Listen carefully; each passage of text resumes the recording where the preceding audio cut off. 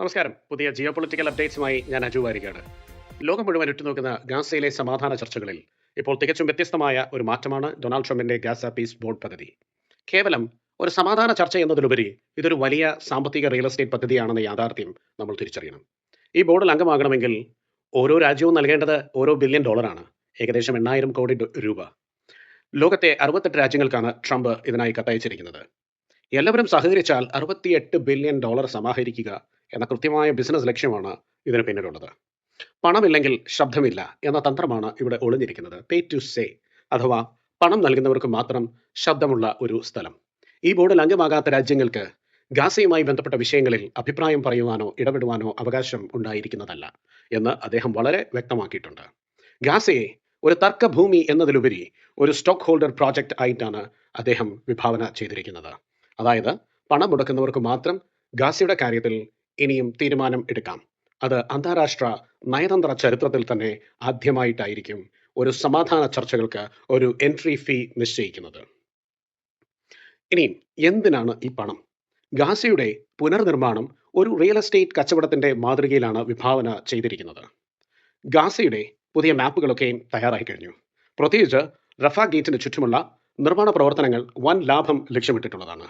ഇതിനോടകം തന്നെ UAE ഗാസയിലെ സുരക്ഷാ നിരീക്ഷണ കാര്യങ്ങളിൽ ഇസ്രായേലിനെ സഹായിക്കുവാൻ തയ്യാറായിട്ടുണ്ട്. അതായത് തകർക്കപ്പെട്ട ഗാസയെ ഒരു മോഡേൺ സിറ്റിയായി മാറ്റുന്നതിലൂടെ അവിടെ വരാൻ പോകുന്ന നിർമ്മാണ കരാറുകളും ബിസിനസ്സുകളും പണം മുടക്കുന്ന രാജ്യങ്ങൾക്ക് പങ്കിട്ടെടുക്കാം എന്നൊരു രഹസ്യ അജണ്ട ഇതിന്റെ പിന്നിലുണ്ട്. പണം നൽകാൻ മടിക്കുന്ന രാജ്യങ്ങളെ കൈകാര്യം ചെയ്യുവാൻ ട്രംപിന് മറ്റൊരു വഴിയുണ്ട്: 200% താരിഫ് ഭീഷണി. ഈ പദ്ധതി നിരസിക്കുന്ന രാജ്യങ്ങളുടെ ഉൽപ്പന്നങ്ങൾക്ക് മേൽ അമേരിക്കയിൽ കനത്ത നികുതി ചുമത്തുമെന്ന മുന്നറിയിപ്പാണ് അദ്ദേഹം നൽകുന്നത്. ഇതൊരു സന്നദ്ധ സേവനമല്ല, മറിച്ച് അമേരിക്കയുടെ സാമ്പത്തിക സമ്മർദ്ദ തന്ത്രമാണ്. ഡോളറിനെ ഒരു നാഷണൽ സെക്യൂരിറ്റി വെപ്പണായി ഉപയോഗിക്കുന്ന അതേ രീതി തന്നെയാണ് ഇത്. ഒന്നുകിൽ പണം നൽകി സമാധാന ചർച്ചയുടെ ഭാഗമാവുക, അല്ലെങ്കിൽ അമേരിക്കയുടെ വ്യാപാരത്തിൽ കോടികളുടെ നഷ്ടം സഹിക്കുക. ഇതാണ് ട്രംപ് ലോകരാജ്യങ്ങൾക്ക് മുൻപിൽ വെക്കുന്ന നിർദ്ദേശം. ഇതിനോടുള്ള വിവിധ രാജ്യങ്ങളുടെ പ്രതികരണം വളരെ രസമുള്ളതാണ്. ഇന്ത്യ പറയുന്നത് $1 ബില്യൺ അങ്ങനെ വെറുതെ കളയാൻ അവർ തയ്യാറല്ല. വരാൻ പോകുന്ന റിപ്പബ്ലിക് ദിന തിരക്കുകളും യൂറോപ്യൻ യൂണിയന്റെ സന്ദർശനവും ഒക്കെ ചൂണ്ടിക്കാട്ടി ഈ വിഷയം അവർ വലിച്ചു നീട്ടിക്കൊണ്ട് പോവുകയാണ്. ഒരു സ്റ്റാലിംഗ് സ്ട്രാറ്റജിയാണ് ഇന്ത്യ ഇവിടെ പയറ്റുന്നത്.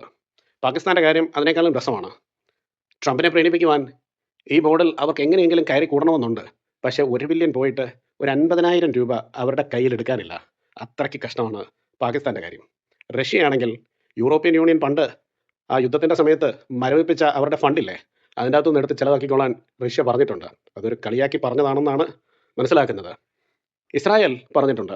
ഖത്തർ, തുർക്കി, പാകിസ്ഥാൻ എന്നീ രാജ്യങ്ങൾ ഈ ബോർഡിൽ ഒരു കാരണവശാലും ഉണ്ടാവാൻ പാടില്ല എന്ന് അമേരിക്കയ്ക്ക് നിർദ്ദേശം കൊടുത്തിട്ടുണ്ട്.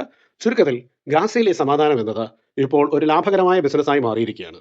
രാഷ്ട്രീയത്തെക്കാൾ ഉപരി കണക്കുകൾ കഥ പറയുന്ന ബിസിനസ് താല്പര്യങ്ങൾ ലോകത്തെ നയിക്കുന്ന കാഴ്ചയാണ്. അമേരിക്കയിൽ ജീവിക്കുന്ന നമ്മൾ ഈ മാറ്റങ്ങൾ തിരിച്ചറിയണം. ഇത് ഈ ലോകം എങ്ങോട്ടാണ് പോകുന്നത് എന്നതിൻ്റെ വ്യക്തമായ സൂചനയാണ്. നന്ദി, നമസ്കാരം.